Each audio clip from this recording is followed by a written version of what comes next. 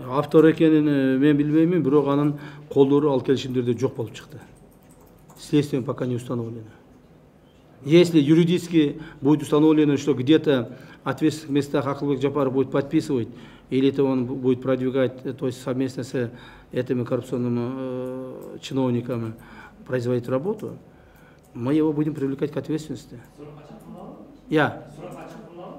Не то, что суракка чакырылат, керек болсо камайбыз. Эгерде Акылбек Жапаровдун конкретно ошол жерде күнөөсү боло турган болсо, биз аны аябай турбайбыз.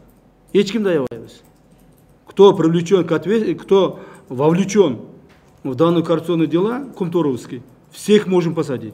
Вот вы сами знаете, вот, насколько вам хорошо известно, в данный момент сидит экс-премьер-министр Өмүрбек Бабанов.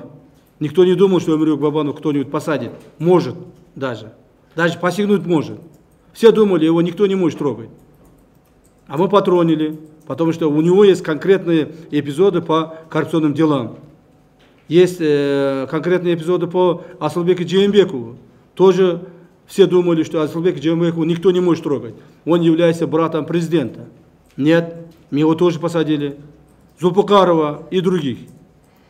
Если Акылбека Жапарова тоже выявится какие-то причастности к каким-то коррупционным делам по Кумтору, мы его будем привлекать к ответственности.